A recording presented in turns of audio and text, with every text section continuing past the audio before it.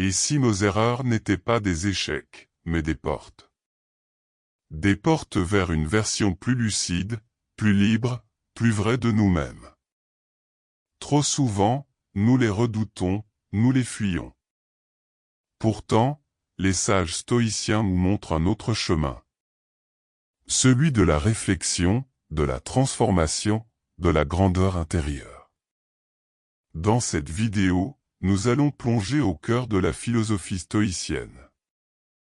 Pour découvrir comment nos erreurs, loin d'être des poids, peuvent devenir nos plus grands maîtres. Préparez-vous à un voyage intérieur. Un voyage vers plus de paix, de lucidité et de puissance d'âme. Il existe dans nos vies des moments où l'erreur nous semble une tragédie. Où chaque faux pas est vécu comme un affront à notre valeur, une faille dans l'image que nous tentons de projeter. Pourtant, les stoïciens, ces philosophes de l'Antiquité comme Sénèque, Épictète ou Marc Aurèle, nous enseignent une vérité différente. L'erreur est non seulement inévitable, elle est essentielle. Elle est un creuset de transformation, une étape incontournable sur le chemin de la vertu, de la sagesse et de la liberté intérieure. Dans ce texte, nous allons explorer comment, à la lumière du stoïcisme, la réflexion sur nos erreurs devient un outil puissant pour grandir, évoluer et atteindre une forme de grandeur qui ne dépend pas du regard des autres, mais de notre rapport à nous-mêmes et au monde.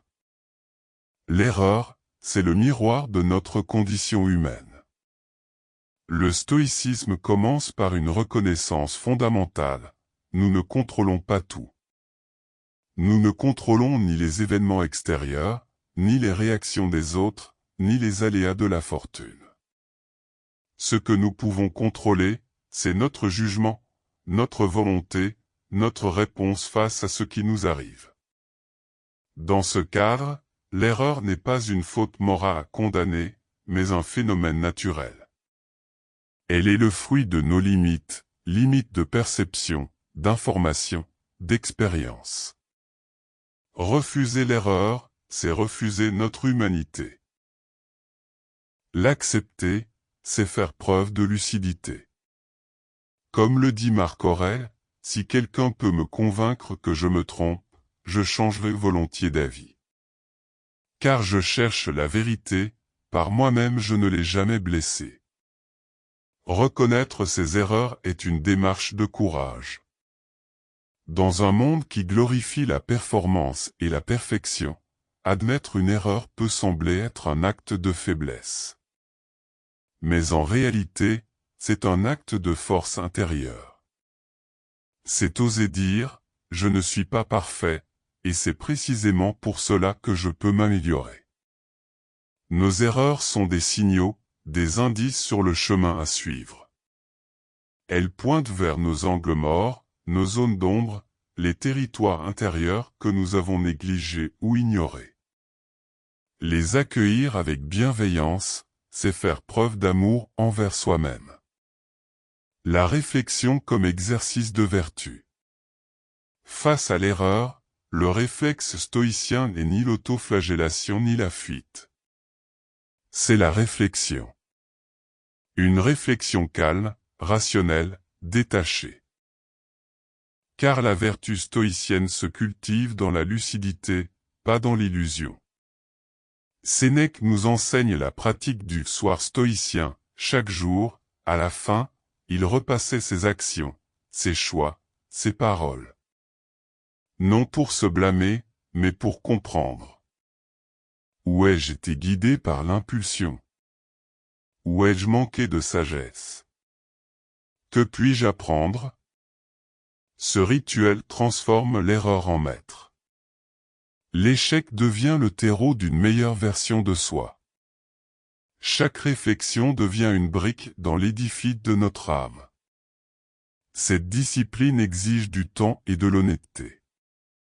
Il ne s'agit pas de ressasser, mais d'analyser. De tirer de chaque journée un enseignement, même modeste. En cela, le stoïcien devient l'artisan de sa propre construction. car réfléchir à ses erreurs, c'est aussi s'ouvrir à la possibilité de changement. C'est reconnaître que nous sommes des êtres en devenir. Que la vertu n'est pas une posture, mais un processus. L'ego, principal obstacle à l'apprentissage. Pourquoi tant de gens refusent-ils de regarder leurs erreurs en face? Parce que cela blesse leur ego. L'ego veut avoir raison. Il veut paraître invulnérable. Mais pour le stoïcien, l'ego est un obstacle. L'attachement à l'image de soi empêche le progrès. Épictète disait, ce n'est pas les choses qui troublent les hommes, mais l'idée qu'ils s'en font. Et l'idée que « je ne devrais jamais échouer » est l'une des plus destructrices. Refuser l'erreur, c'est refuser l'enseignement du réel. C'est s'attacher à un masque au lieu de chercher la vérité. L'humilité est la clé. Elle nous libère de la peur du jugement, de l'orgueil blessé. Elle nous permet de nous mettre en position d'apprenant. Et c'est cette posture qui nous rend capables de grandir. L'ego nous pousse à blâmer les autres, à justifier nos fautes, à fuir notre responsabilité. Mais la philosophie stoïcienne nous enseigne l'inverse, assumer, accepter, transformer. Ce renversement est libérateur. Se connaître par ses failles. Nos erreurs récurrentes révèlent des choses profondes, nos croyances inconscientes, nos peurs, nos attachements. Un stoïcien apprend à observer ces schémas non comme des fatalités, mais comme des indices. Chaque faille est une opportunité de mieux se connaître. C'est en observant nos réactions, nos colères, nos impatiences, que nous découvrons nos chaînes intérieures. Et c'est en les regardant lucidement que nous pouvons commencer à nous en libérer. Ce processus de connaissance de soi est au cœur du stoïcisme. Il exige du courage, car il nous confronte à des vérités parfois désagréables. Mais il est la porte d'entrée vers une plus grande maîtrise de soi, et donc vers la liberté. Apprendre à dire, voilà une erreur que je fais souvent, sans honte mais avec curiosité, c'est entrer dans une dynamique de croissance continue. C'est accepter que l'identité n'est pas figée, mais malléable. L'action juste naît de la réflexion. Le stoïcisme n'est pas un exercice intellectuel abstrait. C'est une philosophie de l'action. Réfléchir à ses erreurs n'a de sens que si cela mène à une transformation concrète de nos comportements. Quand je comprends que j'ai blessé quelqu'un par impatience, je peux m'engager à cultiver la patience. Quand je réalise que j'ai agi par peur, je peux travailler mon courage.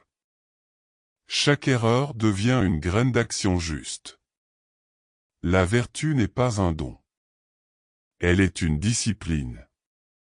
Et cette discipline se renforce dans l'effort humble de chaque jour, à travers chaque correction, chaque ajustement.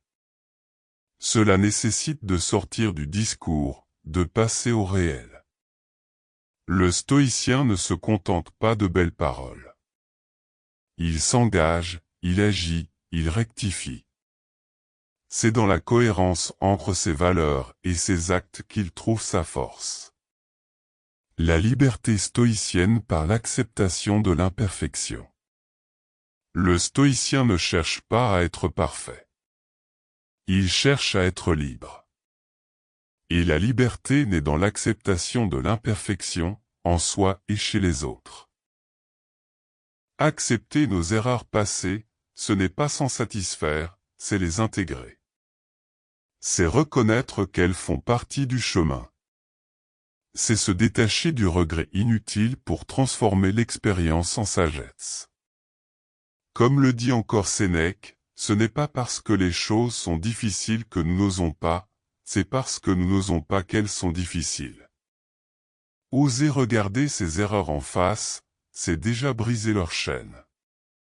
c'est en embrassant notre humanité que nous touchons à paix intérieure. La liberté stoïcienne ne consiste pas à tout contrôler, mais à être en paix avec ce qui est, et à choisir librement ce que nous faisons avec. L'erreur comme passage initiatique. Dans de nombreuses traditions, l'erreur, la chute, le doute font partie d'un processus initiatique. Le stoïcisme, sans être religieux, partage cette vision. Chaque crise, chaque échec, chaque remise en question est une épreuve de transformation. L'erreur nous oblige à descendre en nous-mêmes. Elle nous arrache à la surface. Elle nous force à revoir nos priorités, nos certitudes, nos illusions. En ce sens, elle est sacrée. L'âme humaine se forge dans le feu des épreuves. Ce que nous appelons erreurs sont souvent des appels de l'âme à plus d'authenticité, de cohérence, de sagesse. Les ignorer, c'est trahir notre propre potentiel. L'enseignement stoïcien dans le monde moderne. Dans un monde saturé de distractions, de comparaisons, d'exigences de performance, le stoïcisme offre une respiration. Il nous rappelle que la vraie grandeur ne vient pas de la réussite extérieure, mais de la fidélité à soi-même. Réfléchir à ses erreurs devient un acte de résistance face à l'agitation ambiante. C'est dire, je choisis d'apprendre. Je choisis de grandir. Cela nous rend meilleurs, non seulement pour nous-mêmes, mais pour les autres.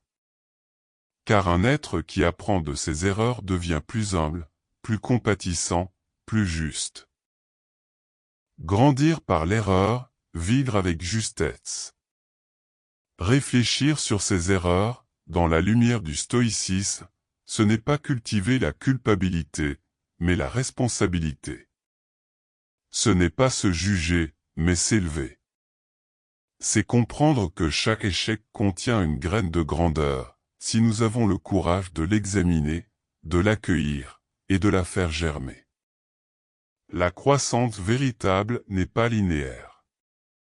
Elle est faite de détours, de chutes, de doutes.